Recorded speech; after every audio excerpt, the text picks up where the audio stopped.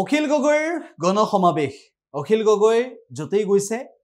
ততেই যোগদান কাৰ্যসূচী অনুষ্ঠিত হৈছে ৰাইজৰ দলত যোগদান কৰিছে হিলদল ভাঙি আহি ৰাইজৰ দলত যোগদান কৰিছে এবাৰ অখিল গগৈয়ে নাওবৈছাত যেটো সময়ত অখিল গগৈ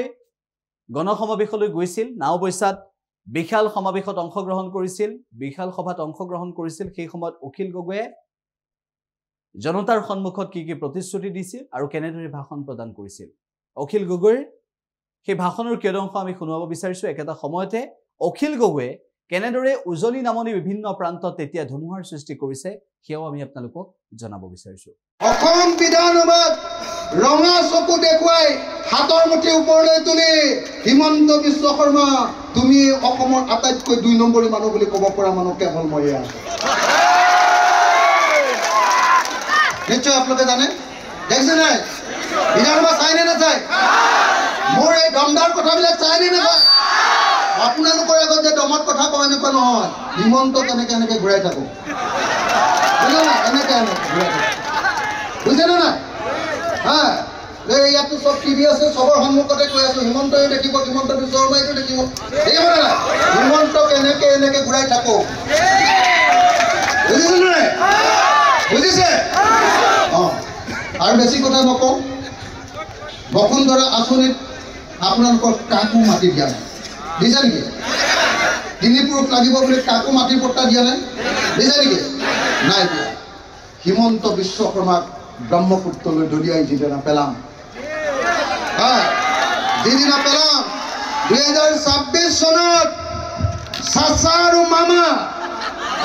চাচাৰ কোনোবা বন্ধু আছে নেকি আকৌ চাচা মই আকৌ চাচাকো দেখিব নোৱাৰো দে হিমন্ত বিশ্ব শৰ্মাৰ সমানে মই বেয়া পাওঁ আকৌ চাচা জানে নাই এজন হল হিন্দু সাম্প্ৰদায়িক আৰু আনজন হল মুছলমান সাম্প্ৰদায়িক যেতিয়া মামাৰ অৱস্থা বেয়া হয় চাচাই নামনি অসমত কৈ দিয়ে এবাৰ লুঙি টুপিৰ চৰকাৰ হয় কৈ দিয়ে নাই লগে লগে উজনি অসমৰ অসমীয়া বাকী মানুহবিলাকে ভাবে মুছলমানে দিছপুৰ দখল কৰিলে হয়নে এই আমি চবে লগ লাগি বিজেপিকে ভোট মাৰিব হয়নে নহয় এইটোৱে হ'ল চাচা আৰু মামাৰ অংশ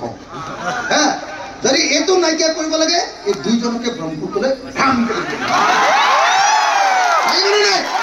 লাগিবনে নাই মই এতিয়া সকলোকে থিয় হৈ এটা শ্লোগান দিবলৈ অনুৰোধ কৰিম সকলো থিয় হ'ব দে কোনেও ইফাল নকৰিব সকলোৱে থিয় হ'ব বহল হৈ দিয়ক বঢ়িয়াকে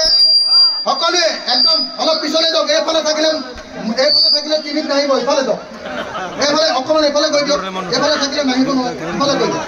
অলপ পিছুৱাই দিয়ক ভালকে কোনো নাযাবগে প্লিজ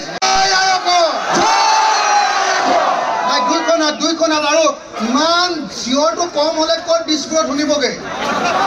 এই মাত্ৰ ক'লো বোলো হিমন্ত ভাইক দলিয়াই পেলাই দিম তথাপিও মাতটো ডাঙৰ হোৱা নাই একেলগতে জোৰকে দুইখনাত অলপ পোহৰ লাগিব একেলগতে